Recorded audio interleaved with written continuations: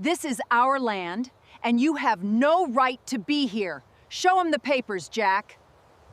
This land belongs to my client. You need to remove him right now. Let's all just take a step back. I'm not going anywhere. I had lived peacefully on my Colorado ranch for years, until the HOA decided my property was suddenly a problem. That morning, Margaret Whitmore arrived with sheriff's deputy and announced that I was trespassing on my own land. The sheriff asked Margaret exactly where she believed I was trespassing. She pointed toward a wooden fence that had been standing there long, before her HOA ever existed. Margaret pulled out a thick HOA packet and claimed their rules cover my entire property. I smiled and asked her to show me the document that actually gave them authority over my land. The sheriff took the papers and studied them instead of taking Margaret's word for it. For the first time, her confidence started to disappear. The sheriff suddenly looked up and asked me for my full name. His tone changed completely when I answered, "Jack Carter." The sheriff stared at me for several seconds before asking, "Were you stationed overseas with the teams?" Margaret's face went completely blank.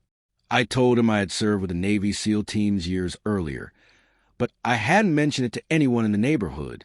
The sheriff immediately treated me with a different kind of respect. The sheriff finally told Margaret to lower her voice and let him handle the situation. Then he turned to me and said, "Let's walk the boundary together." The sheriff and I walked the boundary while I explained how the property had been passed down and legally recorded. He listened carefully, asking questions instead of making assumptions. At the far end of the ranch, I showed him an old boundary marker and survey reference. The sheriff immediately understood why Margaret's claim didn't make sense. Back near the cabin, I spread the property map across a wooden workbench. Every boundary lined up exactly where I said it did. The sheriff stepped outside and made a phone call to verify the property records. Margaret stood nearby, suddenly much quieter than before. When the sheriff returned, he told Margaret the property records supported my position. Her entire argument had just collapsed. Margaret insisted that the HOA still had authority because the neighborhood surrounded my land. The sheriff calmly explained that being nearby didn't automatically give them control. A few HOA residents had gathered near the road to watch what was happening. They expected to see me intimidated, but instead, they watched their own president get corrected. One of the neighbors quietly asked the sheriff if the story about my SEAL service was true. The sheriff simply nodded and said, "I know exactly who he is." I told everyone that my military service wasn't the reason I owned the property.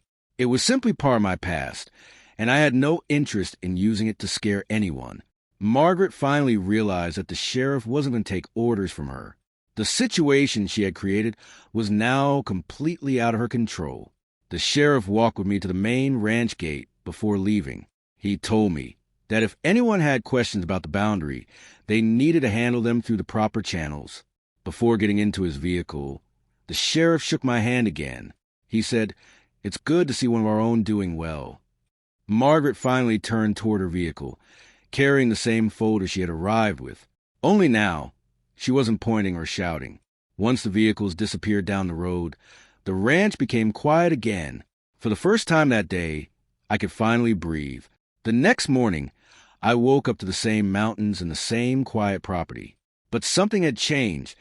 The HOA knew they couldn't simply push me around. Later that morning, I noticed several HOA residents driving past the property. This time, nobody got out to confront me. Some of the neighbors eventually came over and apologized for believing the accusations without hearing my side. I accepted their apology and told them there was no need for a feud. That day taught everyone something simple. Confidence doesn't always come from being the loudest person in the room. Sometimes it comes from knowing exactly where you stand. I never needed to threaten anyone, raise my voice, or prove anything. The facts spoke for themselves, and the sheriff made sure everyone heard them. The HOA came looking for a confrontation and ended up learning a lesson about respect, property rights, and judging people too quickly. If you enjoyed this story, subscribe and tell me where you're watching from.